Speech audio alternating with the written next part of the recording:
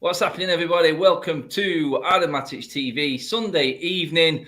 Forget about Jimmy Garner tearing Arsenal apart. Just tear yourself away from the TV screen for about 50 minutes or so. But keep a close eye on it, like Saeed. Then he just gave us all an heart attack then when Jimmy Garner nearly scored against Arsenal. That's it. Yeah, exactly. That's the one. This is your chill fest, your therapy session for your Sunday evening or afternoon. That being where Doug is in the world right now. Doug, it's been a while, mate. A lot has happened since you have been on the show, mate. And I'm glad to have you on just to get your sort of perspective and look on what has gone down. It'll be interesting to see how you think everything has really hit the fan over the last few months at the football club, mate. But other than that, mate, what's the weather like there? Have you been playing much golf? And how's life, mate, all in all? Yeah, golf season's kind of wound down. That's why I got you on. Yeah, man. Still doing a lot of 7-a-side for football. Weather's kind of been. We're getting into the winter months here, so it's about 25, 30 degrees, I think, today. So not great. Thanks, mate. But yeah, it's been good. Hopefully, the holidays for both of you boys was good, despite the stress and anxiety levels our beloved club is causing us. Well, that is it, mate. That is it. I mean, Saeed, just touch on what Doug said there, mate. It's winter months kicking in, 25, 30 degrees, so not that good. So just touch on that, mate, and let Doug know exactly what Manchester's like right now. Yeah, Manchester's the opposite. It's cold, it's raining, it's blistery. Yeah, it's not great. It's not great, but listen, it is what it is. It's part of the festive period. You know what I mean? Big up to TJ in the cut.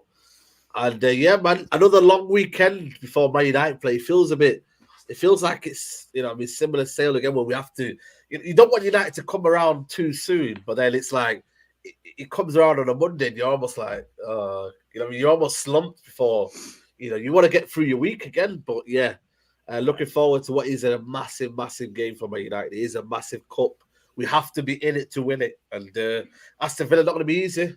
Tell you that. No, at all. I think what's more concerning for me is the fact that Adam said a lot's changed, but really it feels like a lot's changed, but nothing's changed in reality. Yeah. It's been a long time, but that epitomizes stress, doesn't it? That basically is the best description of stress in football, isn't it? It feels like you've had a lot of change, but nothing's changed, and it's like, have I just gone through the mire for absolutely nothing? And it's like, well, yeah, that is pretty much what a football fan is and what a football fan has to go to, especially with United at the moment. But Said touched on it there, Doug, mate. We're going to touch on to what Harry Maguire's been saying and whatnot, and some of the players are saying. But first of all, just what Said said there, it's an important game. It's an important week, back-to-back Villa games, mate. I mean, how vital is a cup run for this club and the supporters right now, Doug? I mean, we need something to cling on to, mate, don't we? Yeah. And I know we sort of deprioritized, it seems, the Carabao Cup. Seemed like it was a joke, but then we crashed out of that, so took care of that nice and early. FA Cup we all knew was coming around, and we had to prioritize it because I think for a minute there, Champions League, while it shouldn't have been in doubt, was in doubt for a little bit. Ronaldo bailed us out, as we all know. We draw Atletico coming up in February, and I don't know if you guys have kind of looked ahead at the February-March schedules, but I'm not going to lie. That run of fixtures in March... The curtain raiser, in it, mate, to a month of hell. that fixture list in March looks absolutely horrific. If we don't get it together, and even without that, it still looks bad. So, the FA Cup, I think we really have to go after it, to be honest with you. If we want to actually get some silverware this year, we have to go for it.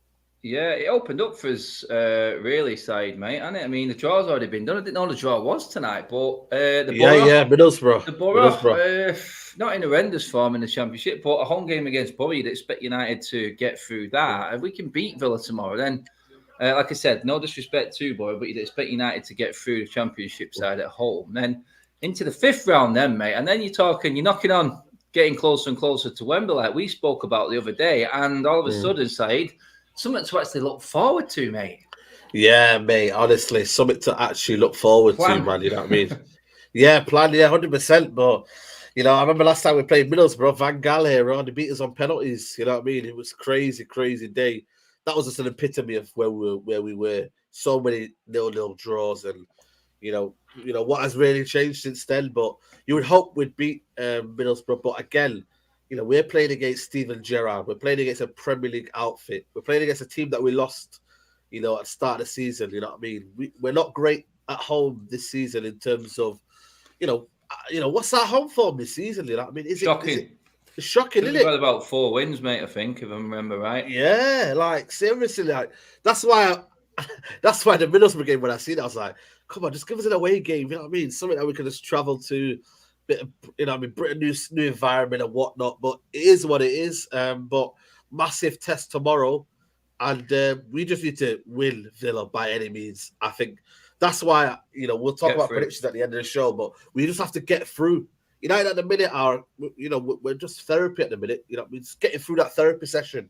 You might not know what's going on and you might not take everything in, but you've got to attend the therapy. And United needs to go through that draw and get to Middlesbrough. I mean, great point here, mate, and you'll know all about this one, Saeed, mate. I'll bring Doug up on this because this is the way United's being run at the moment. We beat Villa, the money will be out of our banks by midnight for the next game. Yeah, I've been there, mate. Seriously. I've done it. Do you know what the best one that one was, Doug? I remember doing Young Boys. No, it wasn't even that, mate. I remember doing a fan vlog outside of Molineux. We drew 0-0 with Wolves, and I was talking about how bad the game was. And ping in my phone, in my pocket, I was outside the ground. Email from Manchester United, your account has been debited so-and-so amount for the replay against Wolves. I'm like, can you just let me get over that drab performance first before you rinse my bank account even more? It's football. Doug, I just wanted to get your opinion, obviously, from the American side, and this all too well. Everything that's going on with the club at the moment. The appointments to shake up in the boardroom. Obviously, new CEO been announced as well, mate. The new share scheme as well, mate, which I think is just a way of somehow the fans have fallen into a trap of giving the Glazers more money from what I can see from not knowing much about it, mate. But just talk of how it's actually coming across over there over the other side of the pond at the moment, mate, and all the other fan bases. I mean, is it one of like, this is no surprise to us. They're just playing the exact Glazer perfect game of chess here with the fans, and really from the carnage that was the riots, well, not riots, but protests and stuff like that, it just seems to have gone straight back to normal, mate. Yeah, I mean, it must be worse for you guys over there, honestly. But I'll say this much for the different groups I'm in over here, just friend group wise, that we all appreciate and have our different clubs that we support. It's embarrassing. Like, it is embarrassing to be a Manchester United fan because you want to support the club.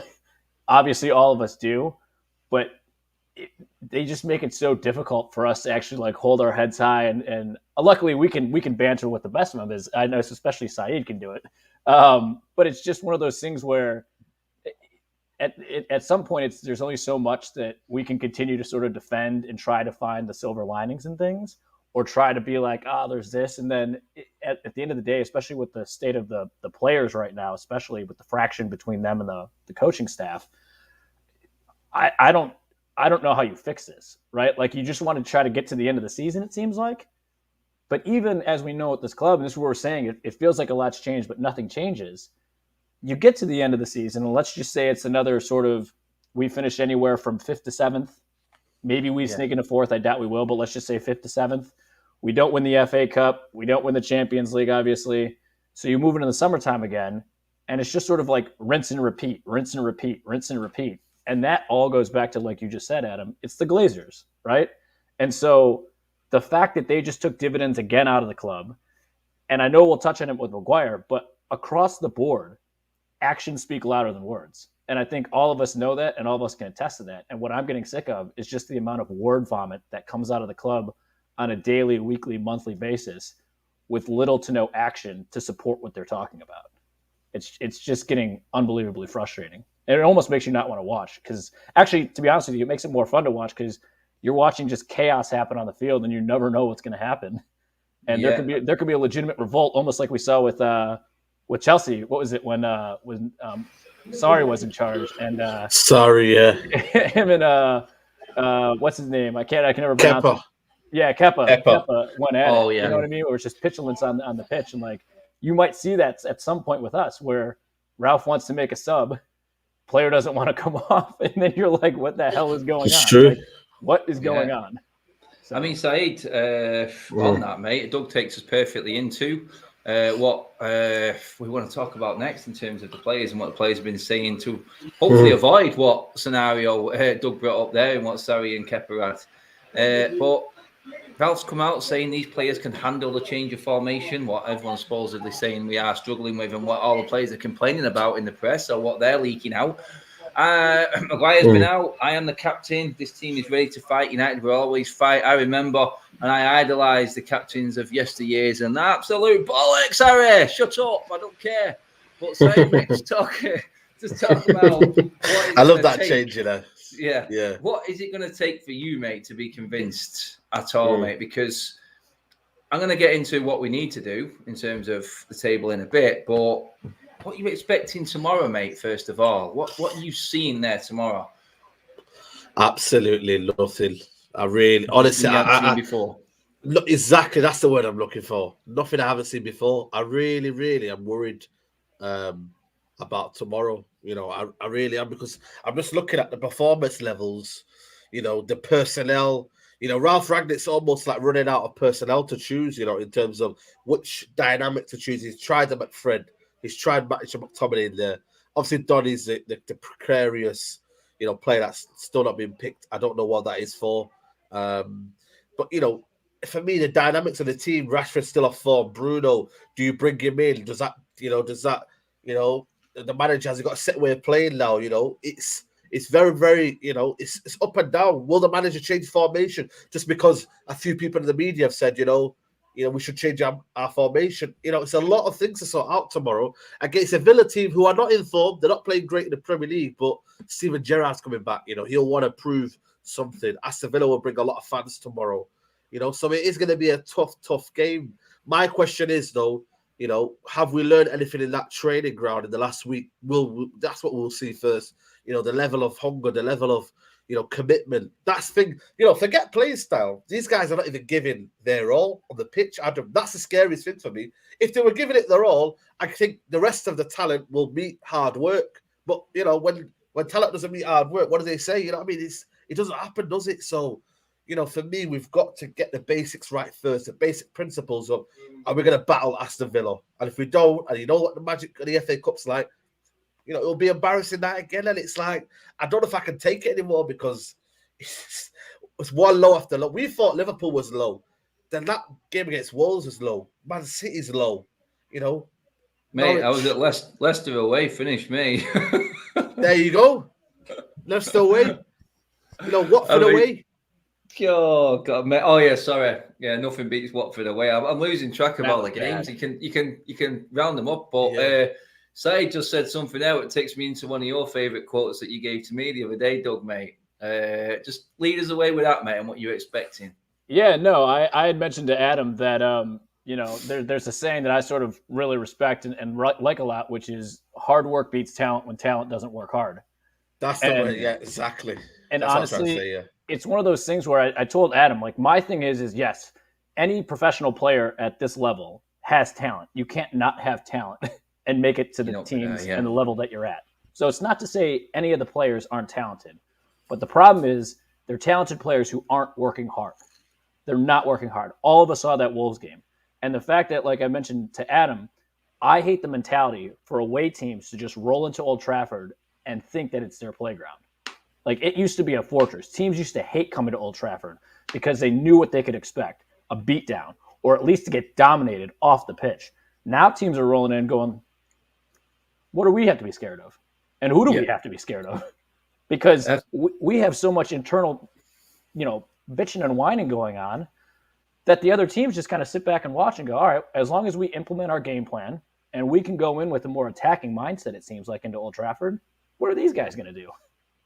And that's it, mate. That's terrible.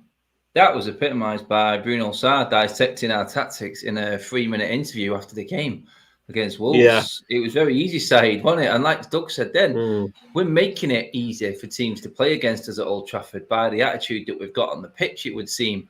And if a manager, or if anyone with any now or experience sees a sort of a thorn within the team or the team that they're playing against, they're gonna they're going to utilize it. They're going to go at it. They're going to use that to their own strengths. And that's exactly what Sarr was describing. So I was just like, I was listening to him. I was going, oh, me, that was easy. Yeah. I know it's true. Play against, mate. Too easy to play against. Yeah, easily. Like, and that's just the reality of the situation. We are very, very. I think for me, I always look at midfield. For me, we had the likes of Carrick, Scholes. We never ever got bossed in that midfield. Just never. And I think for me, I think that's my true kind of feeling of where I feel more hurt the most is that we're getting boffed off the park every home game. Every home, even Burnley for me, dominating large parts of that game. And that's just my kind of feeling right now is that we're not playing to our through our full potential in that midfield part. When especially forward wise, we're not holding the ball. We're not kind of making them sweat. It's a lot of we have moments, flashy moments, but it's not kind of we're back to moments FC, mate. Well, I don't want to say that now, what I mean, because the people will be like, oh, Saeed's talking about moments for new manager. I'm not saying that now, but the old habits are still there. I think Ragnick still said it in his press conference. Goes, we do have still a lot of old habits, but the problem is though, it's about still keeping that pressure on his players. To say that are they giving more? The manager can only give so many tactics. When he's on that touchline, he's giving all he can. The players now, Mourinho, Ole, what's the excuse? Some of them have been here 3-4 different managers, guys. 7. So what? Well, there you go, 7. Jones and De Gea have had 7 United managers. That's crazy, man. That's crazy. And they've only been here 10 years. De Gea's only been here 10 years, and Phil Jones been here, 10 years? So because he's a testimonial, Yeah, he doesn't want that testimonial. He does not want that testimonial. I mean, he might get one now, though. He might get one now. Yeah, he's a hero. Doug, I'm gonna leave you on this one, mate. Someone's asked me in the comments there. Not the guy who says I'm gorgeous. Thanks for that, anyway. But that was just a weird one I just picked up on. But Jones or Maguire? Paul's asking me, and I'm thinking that takes me straight into our captain Harry Maguire, and a lot of the fan base actually, after what he said, are looking at it going, honestly, mate, I'm not really bothered about what you're saying. I'm actually bothered about if you're actually walking out on that pitch right now tomorrow and playing for us, because words are cheap, mate. What do you think to Maguire's comments and what he's been talking about, mate? Because I want to get everyone's opinion on it. Obviously, I've had a few on social media, and guys in the comment, just give me a few, give me a bit of a sentence of how you would describe how you took what Harry Maguire said. Take us away, Doug, mate. Yeah, I don't like it's. You said enough just there, mate. That was it. That was perfect. It's like, and I'd actually be curious because I haven't gotten to talk to Saeed in a long time. Is like I remember he used to be the biggest supporter of Maguire and sort of his play and everything, and I'm wondering how his opinion has evolved over time, watching him play and everything. But back to your original question, I mean, I think it all goes down to what we've been talking about since the beginning of the season almost. Players are being rewarded with game time who don't deserve it. And now, and I think you brought this up, Adam, on a show that I had watched, where he's almost by just luck of the draw getting chosen because we have no one else to really pick from right now. Because Bailly's away at AFCON, Lindelof was hurt, Varane is just coming back, Phil Jones was obviously out, he's back. So Maguire was almost by default getting picked, never mind the captaincy. And his performances were fucking atrocious. Like the amount of times we would be at the bar and I would literally be dropping F-bomb after F-bomb at him, like audibly loud, because he's just shocking. They've won. Arsenal have conceded. Forest have scored. Up there. Who was it? They scored. Was it Jimmy Garner? I was going to say, if it's Jimmy Garner, look out. No, it's grabbing. They're going to pull him back right away. Get him in tomorrow. Let me just check. No, but I mean, it's grabbing. He just, I mean, to me, he just doesn't deserve or warrant any game time right now. I think he needs to. Again, this is coming from my side. If I was in charge, there's zero chance I'd be playing him because I think one, you're putting him under a huge line of fire. If he has another shocker tomorrow against Villa, then you have to roll into Saturday. We're going to Villa Park. Yep. Not good. I don't think his mindset is right. I don't actually trust that he said any of that, to be honest with you, because let's be real. Unless it was an actual sit-down interview where I haven't seen that yet, to me, it's just been words that are printed out right now, right? And it was a statement released. He could have signed off on it and said, yeah, I'm fine with that. But he might not have said any of that. Like, let's be real. He might not have said any of that because as we know with United, they have a great PR team and they spin. So we actually have no idea if he even said anything at all, to be dead honest with you. And so I just think that putting him back in is just rewarding poor performances, bad behavior, whatever you want to call it. And he doesn't deserve it. And I think you're almost making him, just looking at the other side of the coin. If I was him, I'd be like, you guys are hanging me out to dry right now. Like, I know I've been bad. I know I'm the captain and I haven't been doing enough. But, like, and I know he's never going to say, like, I should be sat. But I feel like a lot of these guys just need to do a real long, hard look at themselves and who they are and really figure out, like, is this really their level? Because I don't think it is. And I think after what we saw from Jones the other night, like, the amount of effort he gave in, and I get it, he's not the most talented person, but you look at that game, and one of the only few people besides him and De Gea, no one else was giving that much effort, and he gave it all. I mean, you saw him coming off the pitch; he was crying, he kissed the badge, like he did the whole thing. And again, that could have been showmanship, but that is what we've been missing all season. And I think you have 11 people with talent who gave that amount of effort. We wouldn't be having this conversation.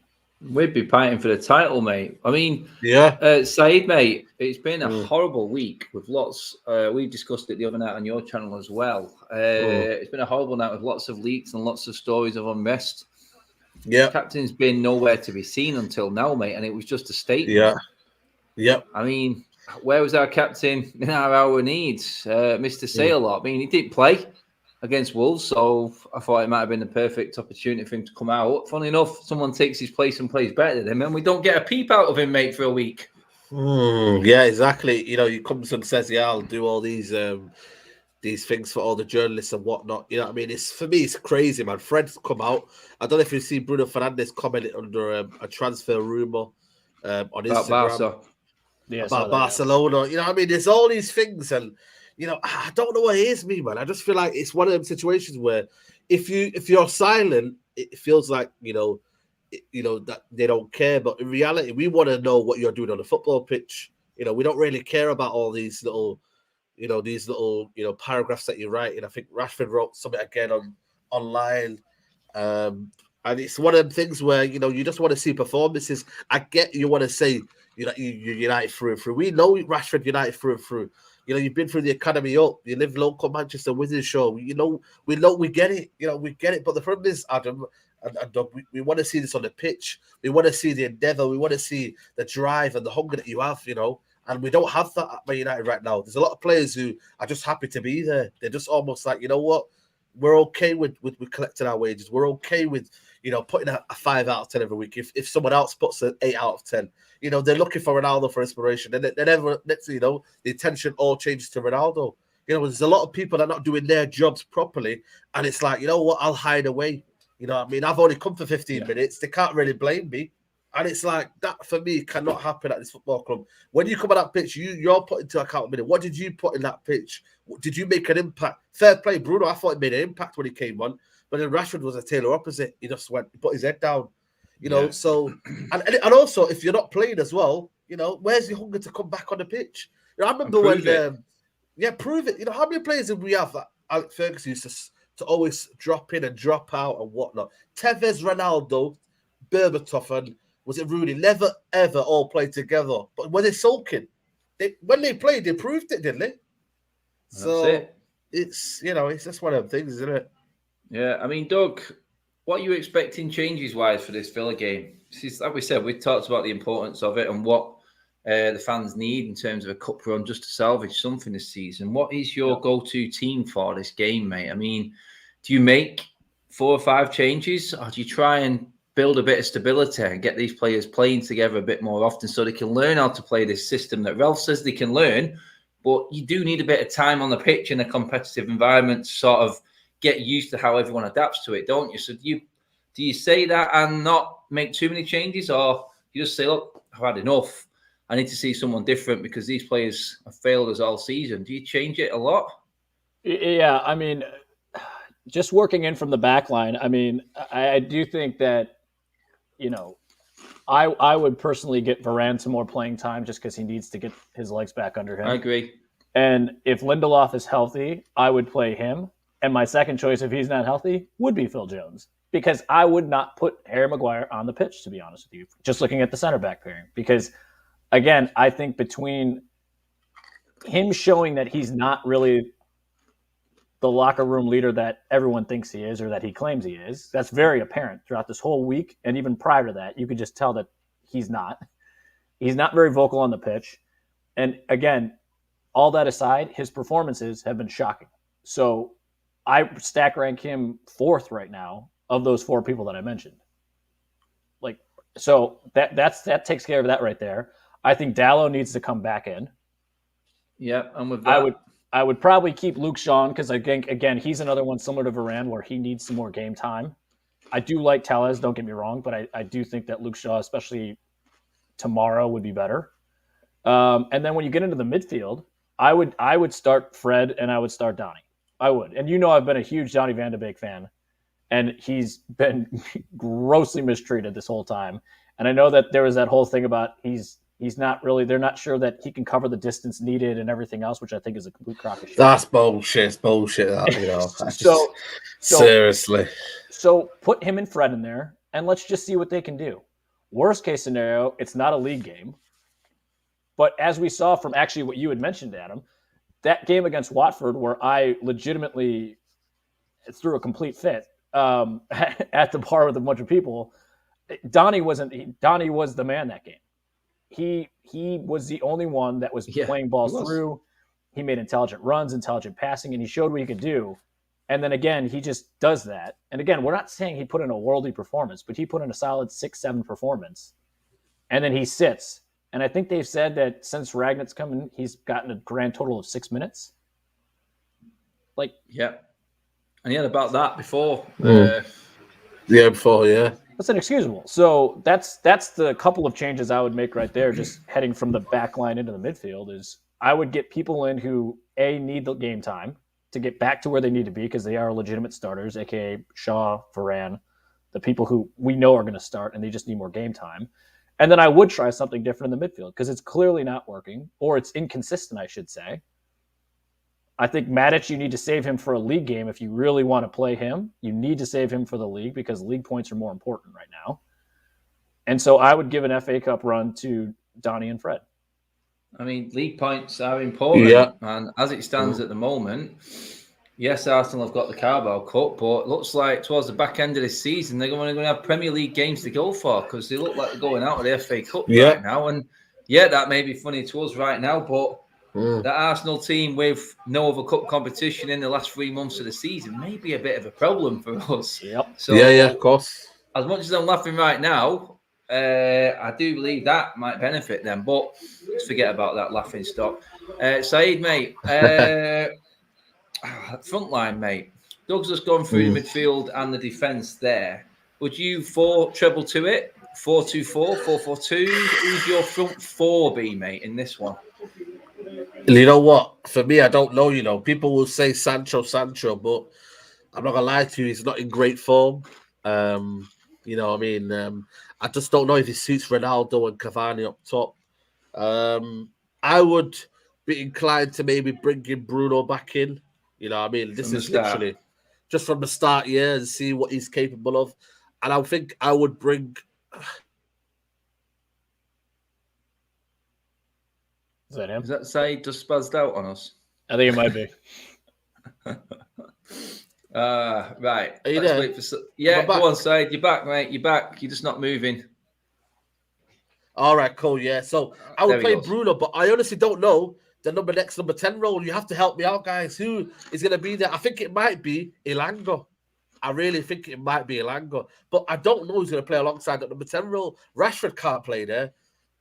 Possibly Greenwood, but I want to see Greenwood further forward because when you don't have Greenwood, when you don't have pace up top, you get stifled and it becomes a bit slow, like Cavani and Ronaldo were on the weekend, where Wolves just had to just stop at their line and just and take their time with it. So for me, I would put Greenwood up front, but then the Ralph Rangnick doesn't see a striker in Greenwood.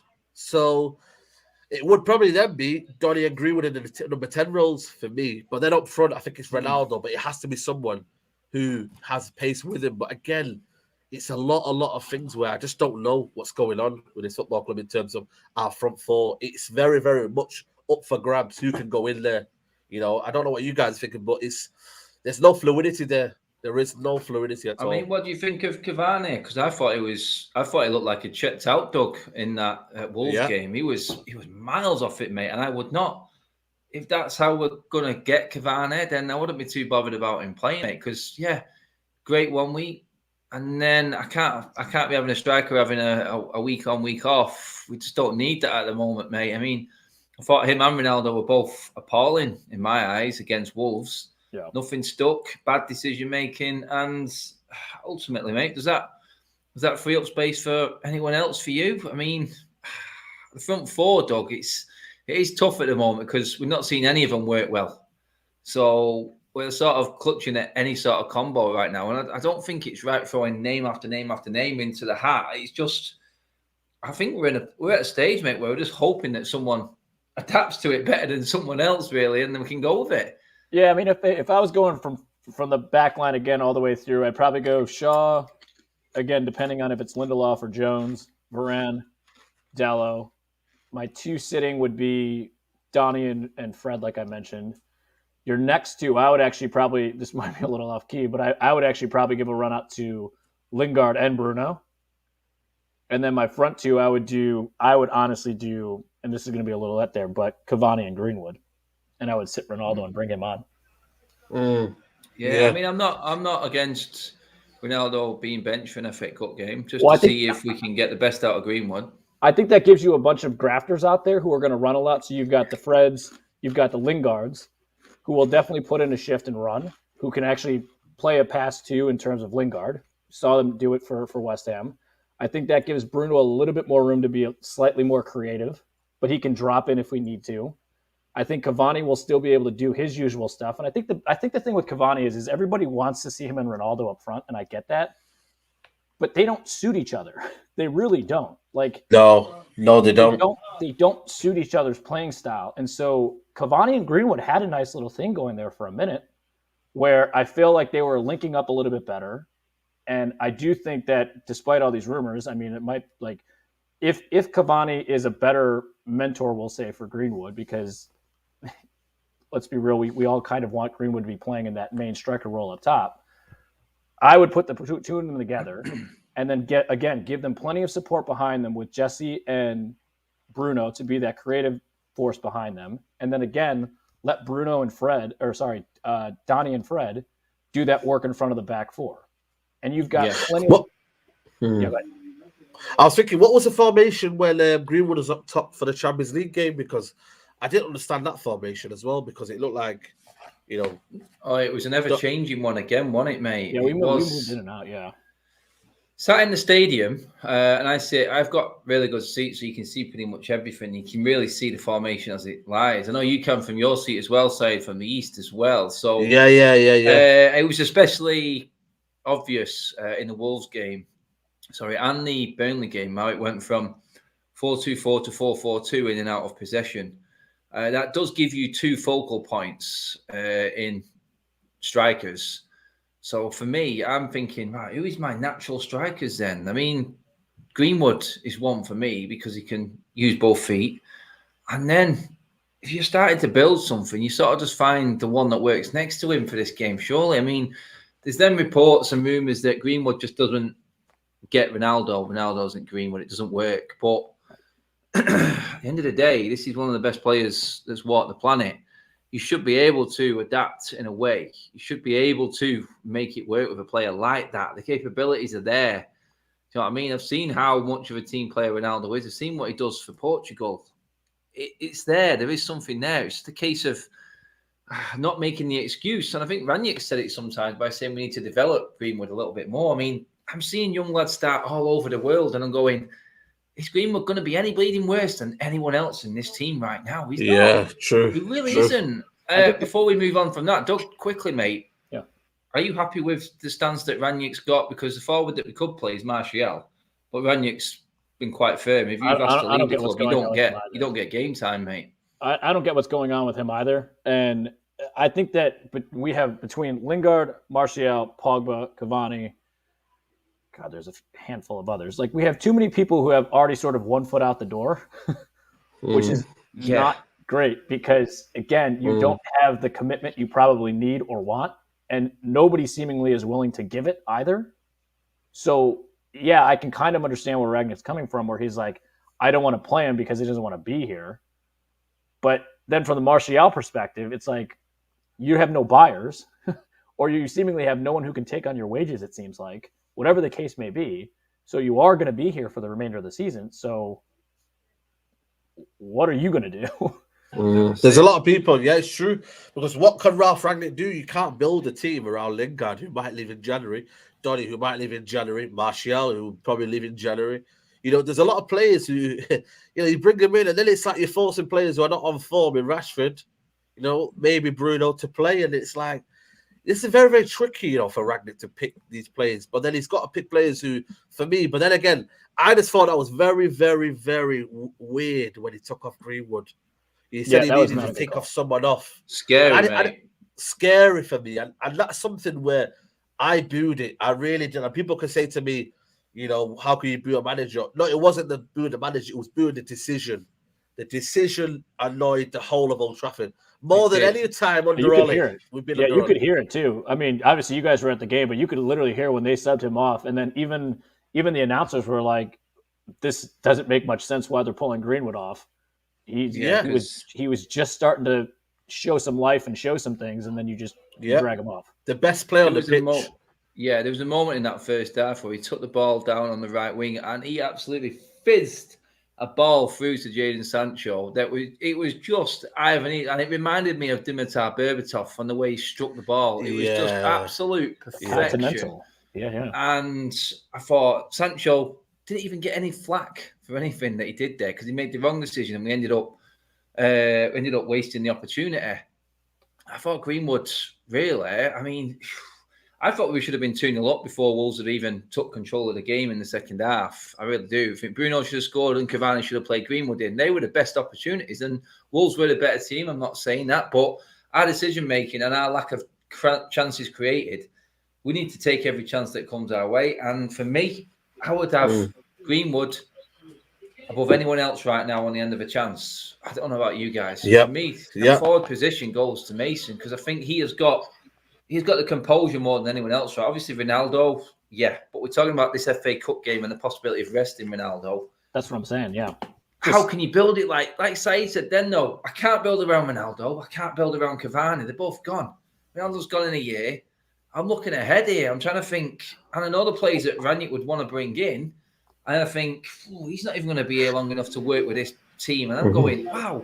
We can't bench Ronaldo. Builds up. I know. I think the problem with Ronaldo, though, and you brought it up, Adam, is like how he plays with Portugal. Obviously, is a little bit different. But look at how that team is constructed, and they have been together for a long time. And when you have the likes of Bernardo Silva and obviously Bruno and other people on that team that have all been together for a long time, they know their nuances. They know how they play. Most of these people haven't ever played with Ronaldo, obviously. They've probably watched him from a United perspective. And so you don't know the subtleties of where he likes to have his passes played or when he likes to have them played. So, to play to his strengths, you need people who understand him and also have the talent to deliver the end product. Because as we saw over the last couple games, like Rashford had a couple horribly misplayed passes. McTominay did the same thing. I think Sancho did the same thing a couple times where he had the pass, but he didn't play the right pass or it was a terrible ball in. And so you look at the difference from a how well do they know him and then a quality perspective. And it makes sense why people are saying that Ronaldo is the problem, sort of, because they don't understand that he's really not the problem. The problem is everything else around him. And then again, like you just said too, he's going to be leaving. So you still can't necessarily have any continuity or build plans around him because he's gone soon. So like, let's say you train these guys up to play really well with him for the next, 3 months, 4 months, and then he leaves. Yeah, that's it. This is what you can't do. And Said, mate, I think Rangnick knows this. he knows this, that we haven't got that Modric, the Ozil, the Toni Kroos, that player that Ronaldo has been fed and scored his goals off on that wavelength. And Rangnick said it. He said it's not easy not having that profile. So he accepts that he has to work with what he's got, but he hasn't got the player that he needs for his system to work. He hasn't got a player that's going to be able to work with Ronaldo. There's no one of the capability in that midfield. I think Matic is our only decent holding midfielder, but I can see him going in the summer. Old. Yeah. I can see him going in the summer. And I'm looking at it. I said, everyone asked me which midfielder would I bring in. I said, I need two. I need two players. Oh, massively. Two.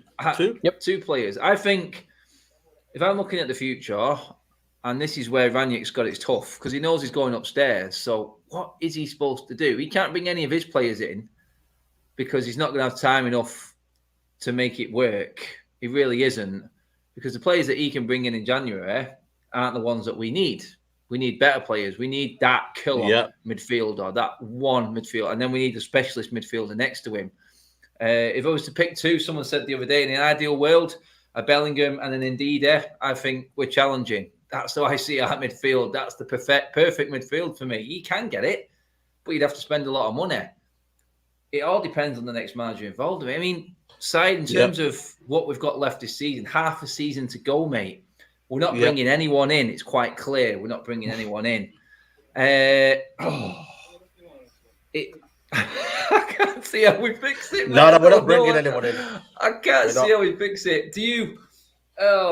It is just an absolute cocktail of nightmares. Like what Doug said, like what you said. There's too much going on, isn't there, mate?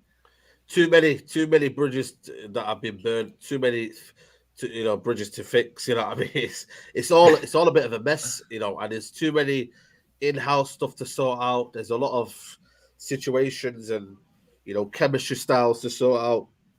And maybe he just has to somehow fix what he can for now before the new manager comes in and he hasn't got a lot of things to fix, if that makes sense. There's always a reason why. There's two reasons that interim manager come in. He can be the stepping stone for a new manager to come in and he settles the differences. He makes it easier for the other manager to adapt. Or he comes in, he sets his philosophy, he sets his standard, and you know what? It takes off. And lo and behold, it's the new Ollie. You know what I mean? But the thing for me, though, is that I think Man United have surely learned their lesson. They're surely looking at another kind of a manager that's going to come in and do, a kind of not a long-term project, but just a project that's going to be ready for, and it's going to be sustainable for let's say 3 years. And I think right now, Rangnick just has to sort out who's going out, who wants to stay. Are you with me? Are you not? And that's a clear message. Are you with me or you're not? And that's why Fred's come out. That's why Rashford's come out. That's why Maguire's come out. To almost say, yeah, we're with you, but we need to sort out these kind of little things that people are questioning us. No, forget all that, mate. Forget all of that. Listen to your manager first, and then the rest will come. Because we see things on the pitch, we then credit on the value of when we see it on the pitch. We don't just look at all this PR nonsense and be like, yeah, Maguire does care because he said something in the newspaper. No. Let's get this working and let Rangnick take over and listen to Ralph Rangnick because he knows, what he knows and he's got his expertise. That's it. I mean, shame that them players coming out, Maguire, Fred, Rashford, Doug, that Said said there, all the ones in shocking form, mate. I'm not surprised that they've come out and said something, but it's like he said there. It's a case of, look, adapt to the system, get behind the manager and save your United career because he could have a say on whether you stay or get a new contract in the summer when he's finished. Yeah, I mean, the main thing that I've been seeing a lot of is just, and we all sort of know it, is there's just a systemic problem right now across the board because, and it all goes back to how, you think about it from the wages that people get to the way that they've been managed and treated over the last 3 seasons. It makes 100% sense why we're sort of in this mess we are right now.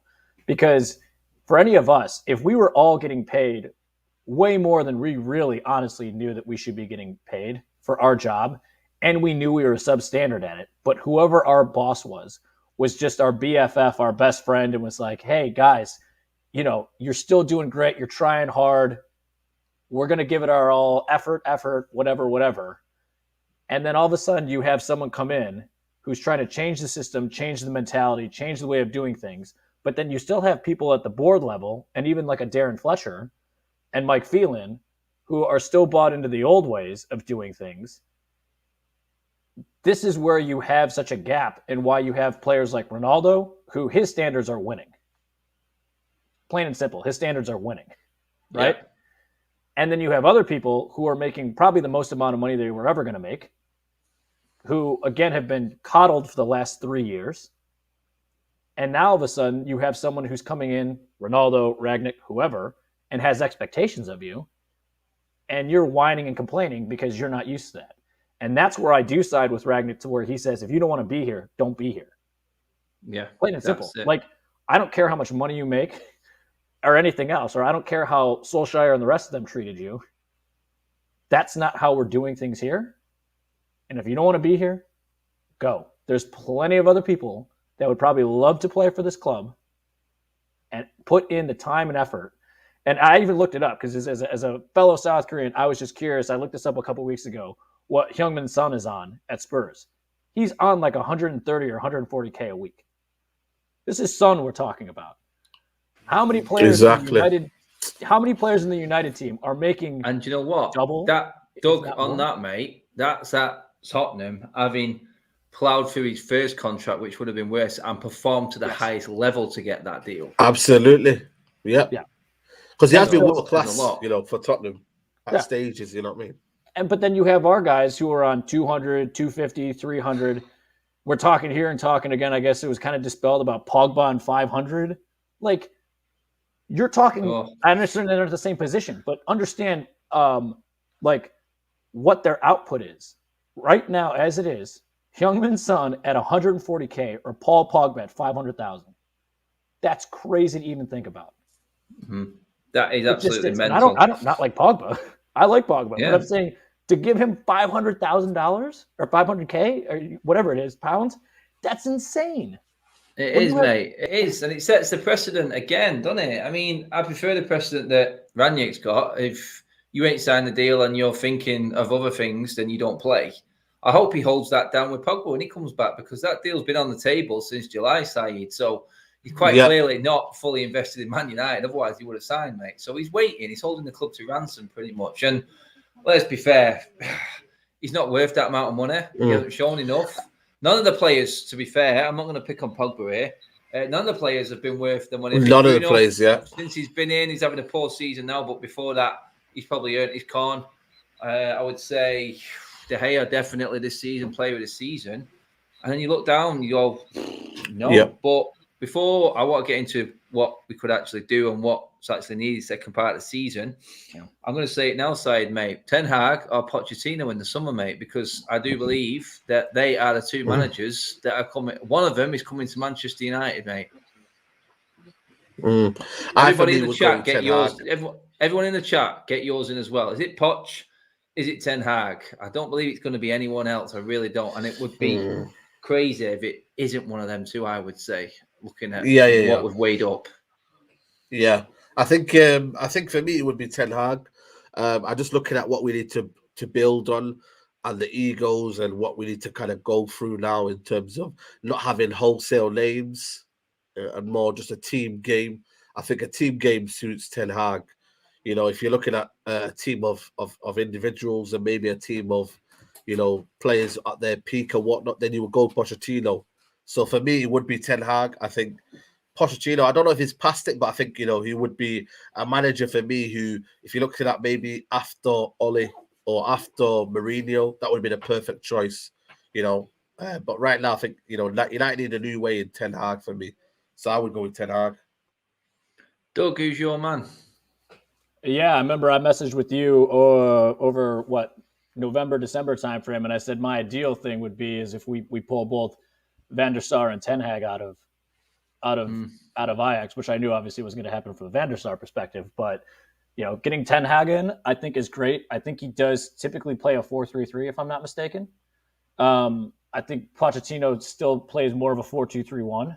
But either way, I think what's also dependent, and this is where it's a little tricky with Rangnick right now in the transfer market, is if you are doing a little bit of forward thinking and he's thinking, I'm going upstairs, you sort of do have to buy players that will hopefully fit into the new system as well.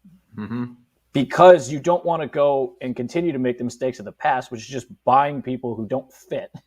Which is why I don't think anyone's coming in January. Possibly not. And actually, to be honest with you, I don't think so, no. It's still bad because we know our midfield needs a ton of work. And you can find someone like a Basuma, an Ndidi. Let's say you could get a Bellingham out of Dortmund right now. Should they be able to fit any of those systems, a 4-2-3-1 or a 4-3-3? In theory, yes. Yeah. But you still need to have an understanding of how those managers want to implement those systems and the style of player that fits that. And so to just go and buy people right now makes no sense, because now we're stuck in the same position we are now, where we just have dead wood sitting on our bench that we can't move, and we don't have the right people who fit the system that we want to implement. So I would say, but back to your question, I would take Ten Hag though. And then Ten Hag, everyone's going on Ten Hag. I think the majority vote was that as well. One thing we do need to do is get the likes up on the video, people. Hit that like button as you're coming in. Let's get into treble figures on that as well. But before we finish up, we've got a little bit more to go. I worked out what I think we need. Doug's mentioned in passing top 4 opportunities this season. So, Said, I make it. If I look at it this way, yeah, I know what we're on now, 31 points. I reckon 71 would probably scrape us in with a challenge of top 4.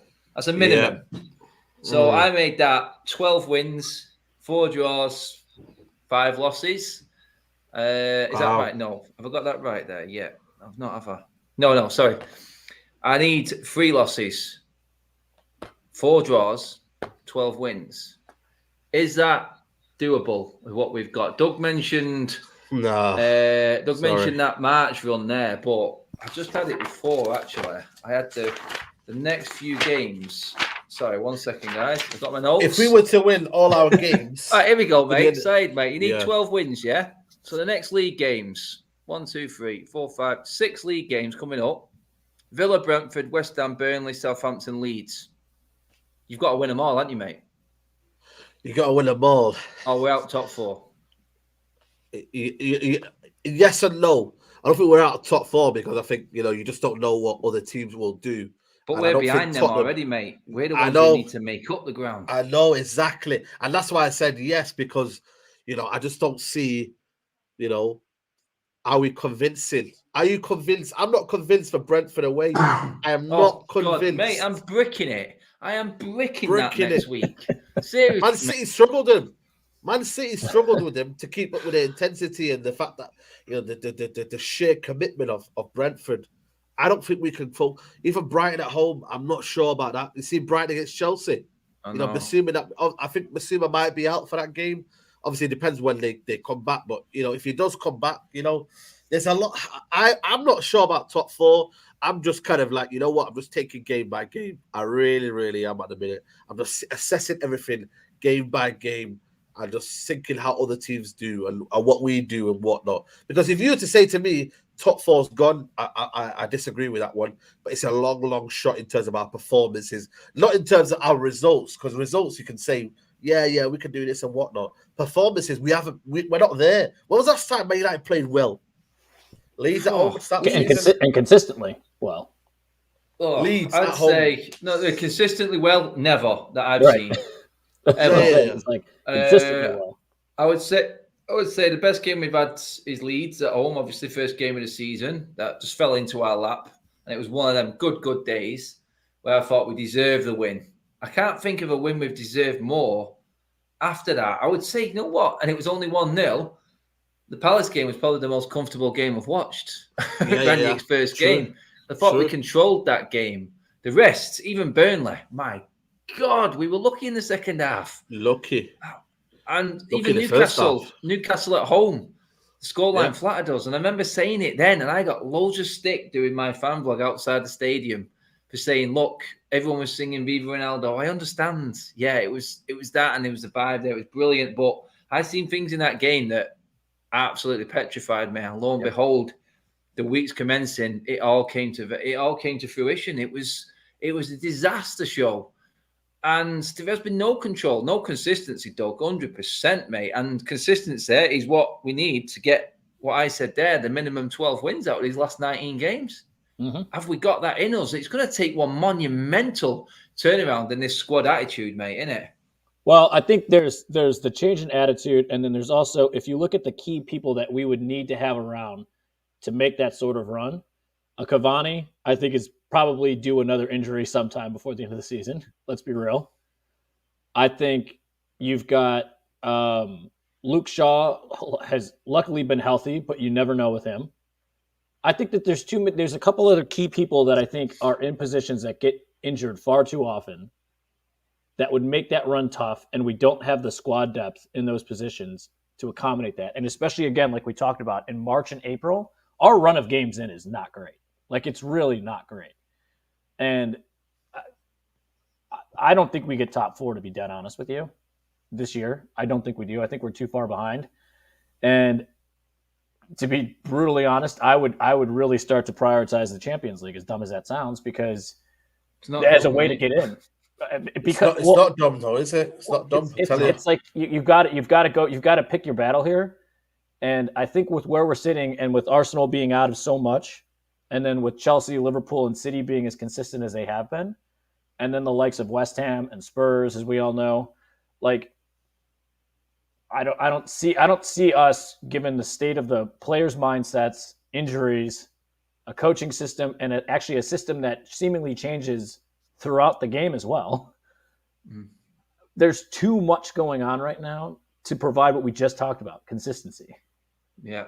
And that is the biggest problem. Absolutely. One-off games sort of leads into the cup side, doesn't it, mate? FA Cup, Champions League, one-off games we can prepare for and try and take serious, but a consistent run in the league, mate, looks a long way off from what we're watching. But guys, that pretty much sums up the show. It's flown by. I can't believe we're at an hour already. But I just want to say a massive shout out to Saeed for being on again with me, mate. Just appreciate it. Shout out to yours at Saeed TV on YouTube, mate. And what's coming up, mate? Where are you off this week, pal? Yep, Saeed TV. I'm live in about 15 minutes to preview the game. There you go. That's the Villa. And yeah, man, just keep tuning to the channel. Make sure you keep hitting the like button on this video. And yeah, let's see what tomorrow brings. Tomorrow, Adam, I'll see you there. Yeah, mate, that'll be the one. Doug, absolute pleasure to get you back on, mate. It has been too long, pal. Just give the people a shout out to your knowledgeable social media football I've actually gone. I told Adam I've gone completely off the grid on pretty much all socials minus my Instagram, which is private. So really, I'm like unattainable right now, which is there you go. That's it. He doesn't want to talk United. That's it. But guys, you will catch me at 8 o'clock on the United Stands on there with the crew. We've got a bit to get through and a lot to talk about going ahead. That game tomorrow, oh God, I'm nervous. I'm not going to lie. I really am. What time was it, Si? Was it a 5-2? Was it 5-8? It's 5-2, yeah, 5-8. 5-8 UK time. I mean, the kickoff times, everyone, if you follow me on socials, you know my sort of gripe with the kickoff times at the moment. It's not. It's a joke. I'm not happy about it. It's a joke like everything else going on right now. But guys, thank you for tuning in as always. All the comments on bang on point as always. Give the video a like, subscribe to Saeed TV, subscribe to my channel, Matic TV. You will catch me on the United Stands at 8 o'clock. And we go again, as Harry Maguire, our fabulous captain, would say. Guys, for now, though, good night. Enjoy what's left of the weekend. Maybe watch some highlights of Arsenal losing, Jimmy Garner having a stormer. Check yourself up before tomorrow night because we're going to need it. Big game tomorrow. Guys, for now, see you later.